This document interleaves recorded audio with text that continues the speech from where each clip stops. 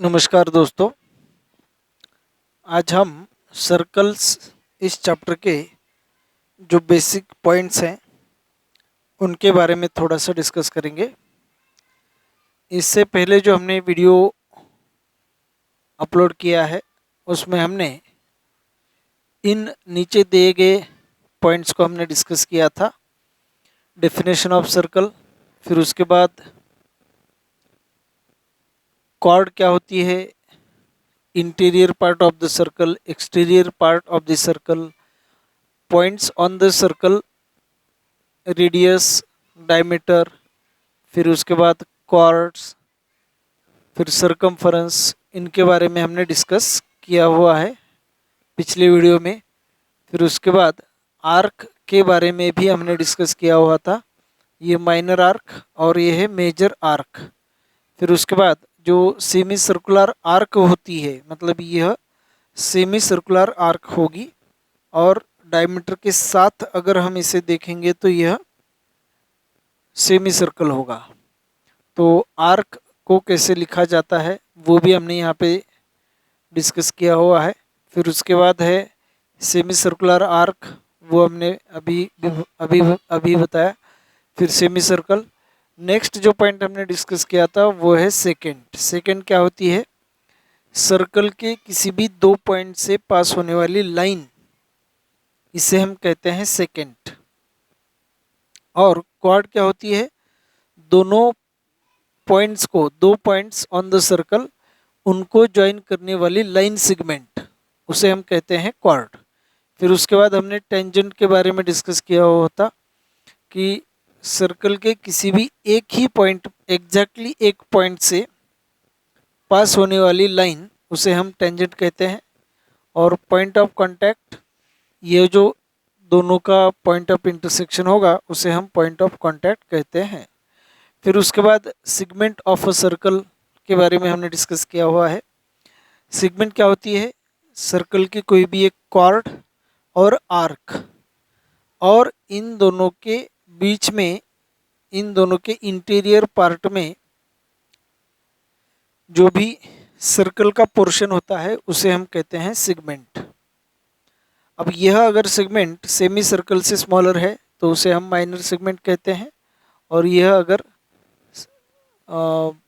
Semi circle से greater है तो उसे हम मेजर सेगमेंट कहते हैं। या फिर सेंटर जिस सेगमेंट में इंक्लूड होता है उसे हम मेजर सेगमेंट कहेंगे, और जिस सेगमेंट में सेंटर इंक्लूड नहीं होता है उसे हम माइनर सेगमेंट कहते हैं। तो इन्हीं पॉइंट्स को हमने पिछले वीडियो में डिस्कस किया हुआ है। तो आज के इस वीडियो में हम कुछ इम्पोर्टेंट प्रॉपर्टीज़ के बारे में डिस्कस करेंगे। सर्कल की कुछ इम्पोर्टेंट प्रॉपर्टीज़ हैं, उनके बारे में हम आज डिस्कस करेंगे। सबसे पहले जो फर्स्ट प्रॉपर्टी है वो है angle in semi circle. Semi circle में जो एंगल होता है वो राइट एंगल होता है। अब देखिए यहाँ पे अगर हम सर्कल की बात करते हैं तो ये होगी डायमीटर। जो कॉर्ड सेंटर से पास होती है उसे हम डायमीटर कहते हैं। तो यह डायमीटर और सेमी सर्कुलर आर्क और इनके बीच में जो भी पोर्शन है उसे हम कहते हैं सेमी सर्कल। तो सेमी सर्कल में या सेमी सर्कुलर आर्क पे कोई भी एक पॉइंट कहीं पे भी आप ले लीजिए, अगर यहाँ पे लेते हैं या फिर यहाँ पे कहीं पे भी सेमी सर्कुलर आर्क पे अगर कोई पॉइंट हम लेते हैं और यह जो दो डायमीटर के एंड पॉइंट्स हैं उनको अगर हम ज्वाइन करते हैं तो यहाँ पे जो एंगल फॉर्म होगा इन दो लाइन सेगमेंट के बीच में वो राइट एंगल होगा, 90 डिग्री का एंगल होगा। तो ये जो डायमीटर है, डायमीटर ए बी, और यह पॉइंट सपोज सी, तो angle A C B, angle angle in semi circle is 90 degree, ऐसा हम कह सकते हैं। और उसी को ही हम ऐसे लिख सकते हैं, angle A C B is equal to 90 degree. तो ये तो हो गई फर्स्ट प्रॉपर्टी। अब नेक्स्ट प्रॉपर्टी देखिए। अब इसका इस कंसेप्ट का यूज कहाँ पे हो सकता है। हमें यह ट्रायंगल दिया हुआ होगा क्वेश्चन में, और यहाँ पे 30 डिग्री का एंगल दिया गया होगा। फाइंड द एंगल ABC, ऐसा क्वेश्चन पूछा जा सकता है। या फिर अगर कोई डायमीटर है और डायमीटर और सेमी सर्कल में अगर कोई एंगल हो, तो वहाँ पे 90 डिग्री हम लेकर जो भी क्वेश्चंस पूछे जाएंगे उनको हम सॉल्व कर सकते हैं। नेक्स्ट जो प्रॉपर्टी है वो है लाइन सेगमेंट या फिर perpendicular drawn from the centre of the circle bisects the chord. अब देखिए यह सर्कल है, यहाँ पे सेंटर होगा। तो अगर हम कोई भी एक क्वार्ड AB ड्रॉ कर लेते हैं, AB यह क्वार्ड होगी, और सेंटर सपोज सेंटर O है। इस सेंटर से अगर हम क्वार्ड AB को कोई एक परपेंडिकुलर लाइन सेगमेंट अगर हम ड्रॉ करते हैं, तो यह perpendicular line segment chord AB को बाइसेक्ट करेगी। इसका मतलब क्वार्ड AB के दो इक्वल पार्ट्स यहाँ पे बनाएगी। तो AM यह एक पार्ट होगा और EM भी यह दूसरा पार्ट होगा। तो हम इस प्रॉपर्टी को जो स्टेटमेंट है, स्टेटमेंट में कैसे लिख सकते हैं ये देखिए। परपेंडिकुलर, इसे हम ऐसा कह सकते हैं, perpendicular drawn from centre of the circle. अब ये जो परपेंडिकुलर लाइन सेगमेंट भी हम लिख सकते हैं, या फिर सिर्फ perpendicular. Perpendicular drawn from a centre, centre से ड्रॉ किया गया हुआ या ड्रॉ किया हुआ perpendicular. Bisects the chord, bisects the chord, इसका मतलब सेंटर से कॉर्ड को परपेंडिकुलर ड्रॉ किया गया होगा, तो यह परपेंडिकुलर AB लाइन सेगमेंट को या कॉर्ड को बाइसेक्ट करेगा। अब इसे हम मैथमेटिकल स्टेटमेंट में अगर हम लिखना चाहें, मैथमेटिकल स्टेटमेंट में, अब यह तो हुआ इंग्लिश लैंग्वेज में, हमने इंग्लिश का यूज़ करके लिखा है। मैथ्स में बहुत बार इक्वेशंस और मैथ्स के स्टेटमेंट लिखने होते हैं। तो इस प्रॉपर्टी को हम ऐसा लिख सकते हैं कि इफ़ अगर OM, या फिर पहले हमें लिखना होगा if AM AB is chord of a circle with centre O, and अगर यह कॉर्ड है और OM is perpendicular to AB, OM line segment जो है अगर वो AB को परपेंडिकुलर है, तो then AM is equal to BM। AM और BM यह दोनों लाइन सेगमेंट्स इक्वल होंगे। नेक्स्ट जो प्रॉपर्टी है वो प्रॉपर्टी बिल्कुल इसका रिवर्स है। इसे हम converse of the given property कह सकते हैं, दिए गए इस प्रॉपर्टी का कॉन्वर्स। अब ये कॉन्वर्स क्या है, अगर किसी सर्कल में अगर हम कोई एक कॉर्ड ड्रॉ करते हैं, सपोज AB कॉर्ड है, और इस कॉर्ड AB का अगर हम मिड पॉइंट लेते हैं, देखिए इससे पहले क्या था, परपेंडिकुलर ड्रॉ करने के बाद हमें मिड पॉइंट मिला था, लेकिन अब हमें क्या करना है, कॉर्ड AB का मिड पॉइंट लेना है और इस मिड पॉइंट को सेंटर से ज्वाइन करना है। तो ये जो लाइन ज्वाइन की हुई होगी वो लाइन कॉर्ड AB को परपेंडिकुलर होगी। तो अगर यह मिड पॉइंट है कॉर्ड का, तो ये लाइन जो है लाइन सेगमेंट वो परपेंडिकुलर होगी, और उसका रिवर्स जो अभी हमने पिछली प्रॉपर्टी में देखा था कि सेंटर से अगर हम परपेंडिकुलर ड्रॉ करते हैं कॉर्ड को, तो ये मिड पॉइंट होगा। परपेंडिकुलर ड्रॉ करेंगे तो मिड पॉइंट, अगर मिड पॉइंट है तो परपेंडिकुलर, दोनों भी यहाँ पे स्टेटमेंट जो हैं वो करेक्ट रहेंगे। अब देखिए इसे हम ऐसा लिख सकते हैं यहाँ पे, the line segment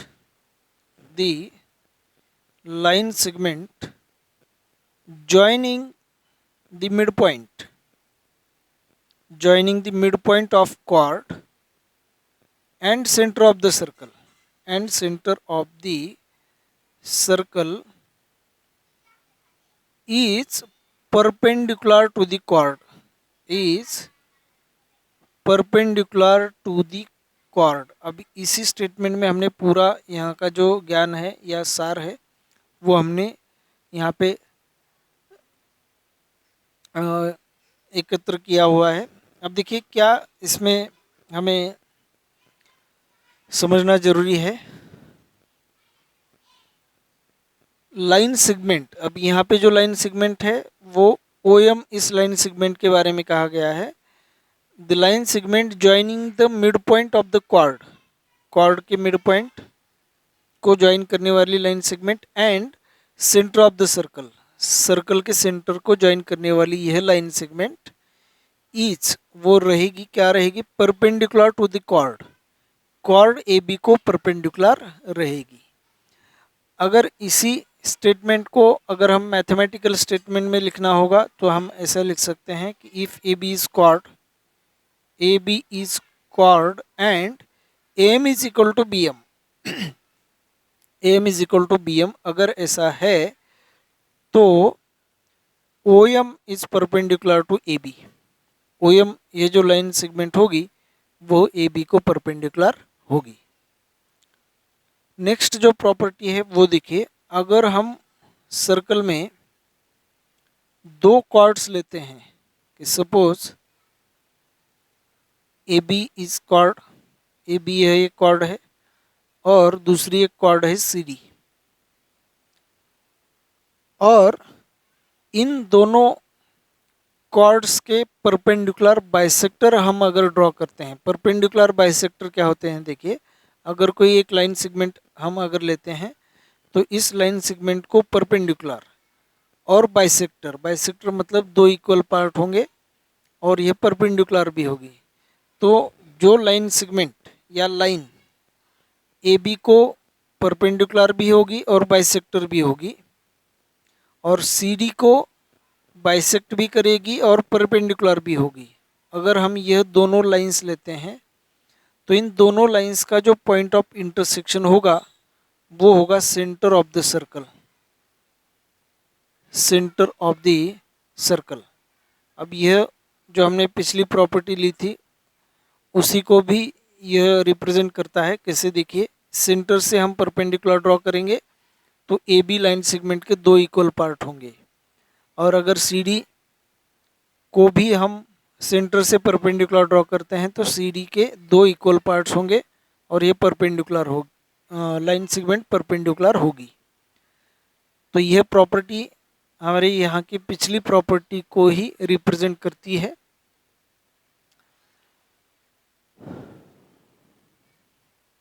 और यहाँ पे यह जरूरी नहीं है कि लाइन सेगमेंट ए बी को सी डी लाइन सेगमेंट या कॉर्ड ए बी और कॉर्ड सी डी इक्वल ही हो, ऐसा जरूरी नहीं है। किसी भी लेंथ के दो अगर हम कॉर्ड लेते हैं और उनके परपेंडिकुलर बाइसेक्टर्स लेते हैं तो वो दोनों परपेंडिकुलर बाइसेक्टर्स सेंटर में इंटरसेक्ट होंगे। तो हमें यहाँ पे एक स्टेटमेंट लिखना होगा, द परपेंडिकुलर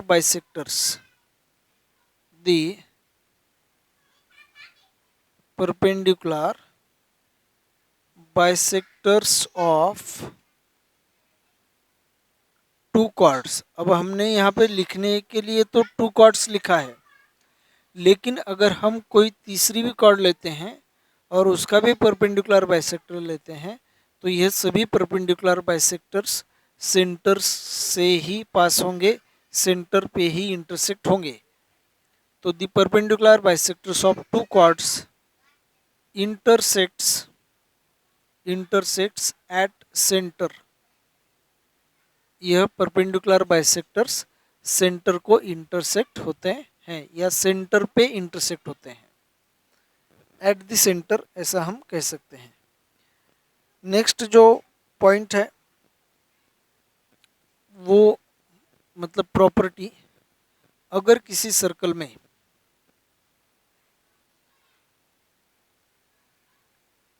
दो इक्वल क्वाड हम लेते हैं, सपोज यहाँ पे सेंटर है, और अगर हम क्वाड ए बी और क्वाड सी डी, ऐसे दो क्वाड्स जिनकी लेंथ इक्वल है, ऐसे दो अगर क्वाड हम लेते हैं और इस सेंट्रल पॉइंट से या सेंटर से दोनों क्वाड को हम परपेंडिकुलर ड्रॉ करते हैं, तो इन दोनों परपेंडिकुलर लाइन सेगमेंट की लेंथ इक्वल होगी। अब ये जो प्रॉपर्टी है इसे समराइज हम कैसे कर सकते हैं, देखिए कि two equal quads, quad A B and quad C D, ये दोनों इक्वल क्वाड्स हैं, equal, then they are equidistant from the centre. अब इक्विडिस्टेंट क्यों कहा गया है?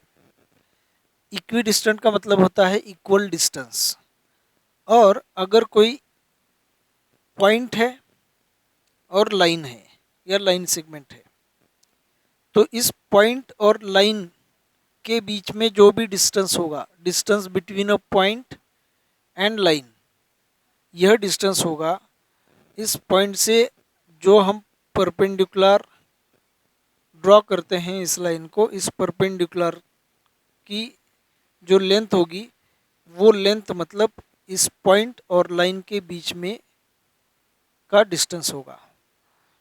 तो अब यहाँ पे सेंट्रल पॉइंट है और क्वाड ए बी है, क्वाड सी डी और क्वाड ए बी है, तो क्वाड ए बी और सेंट्रल पॉइंट ओ का जो डिस्टेंस रहेगा इस परपेंडिकुलर लाइन सेगमेंट की लेंथ जितनी होगी उतना होगा, और अगर ओ पॉइंट और क्वाड सी डी इनका जो डिस्टेंस होगा वो इस परपेंडिकुलर लाइन सेगमेंट की लेंथ जितनी है उतना होगा।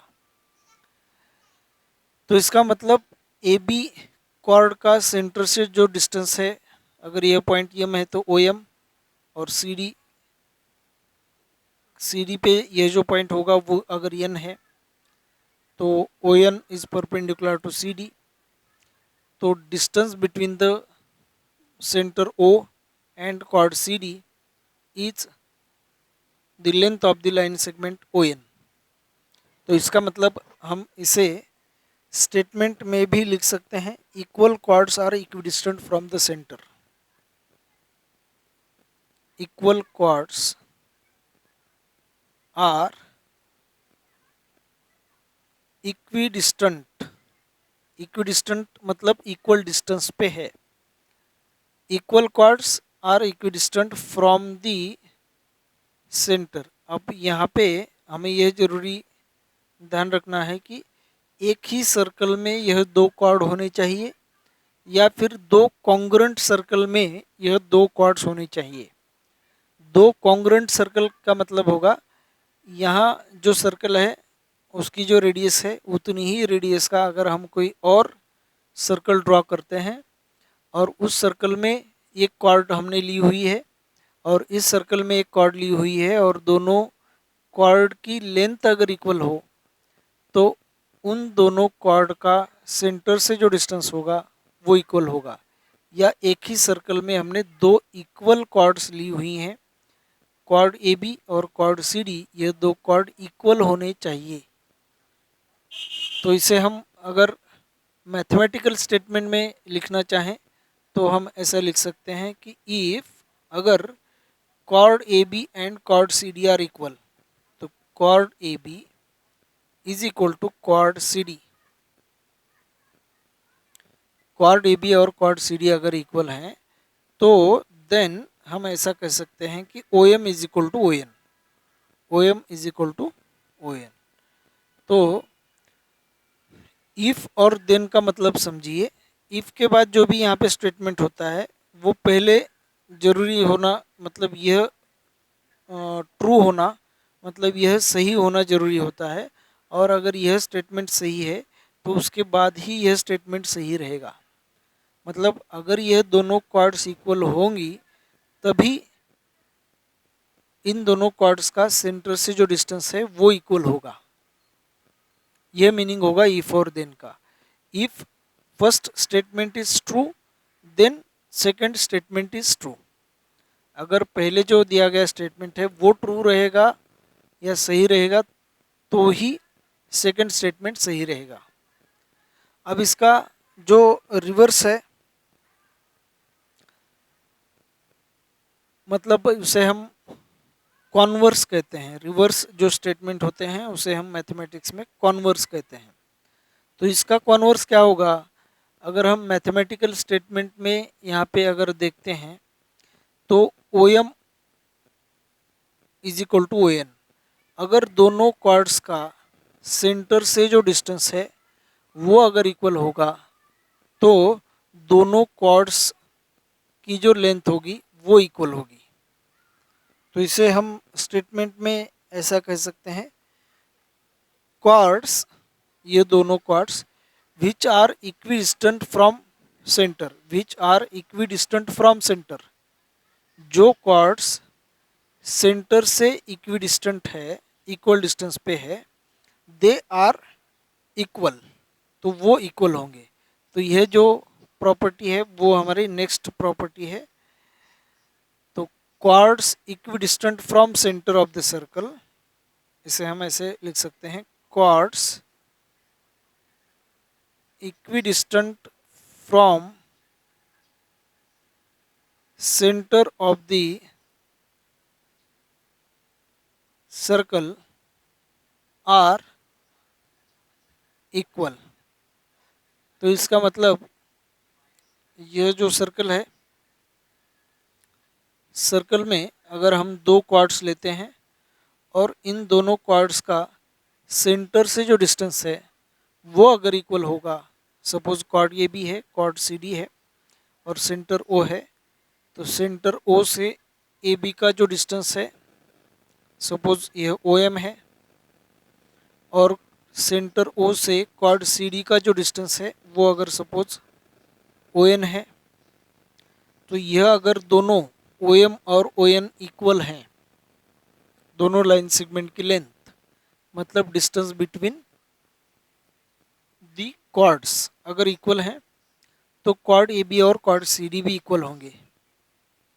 तो इसे हम मैथमेटिकल स्टेटमेंट में ऐसा लिख सकते हैं कि if O M is equal to O N, अगर O M is equal to O N है तो then chord A B is equal to chord C D, chord A B is equal to chord C D. Chord A B और chord C D equal है, इसका मतलब इन दोनों chords की जो length होगी वो इक्वल होगी। तो आज के वीडियो में बस हम इतना ही जो प्रॉपर्टीज़ हैं, इतने ही प्रॉपर्टीज़ को लेकर हम इस वीडियो को यहीं पे हम स्टॉप करते हैं। और भी कुछ प्रॉपर्टीज़ हैं, इम्पोर्टेंट प्रॉपर्टीज़। बेसिक कंसेप्ट में यह सर्कल चैप्टर के जो भी क्वेश्चंस हैं वो सॉल्व करने से पहले इन बेसिक पॉइंट्स को बार बार दोहराना, उन्हें याद रखना बहुत ज़रूरी है। तो सिर्फ जो बेसिक पॉइंट्स हैं उन्हीं के बारे में इस बेसिक कंसेप्ट की सीरीज़ में हम डिस्कस करेंगे। तो थैंक यू।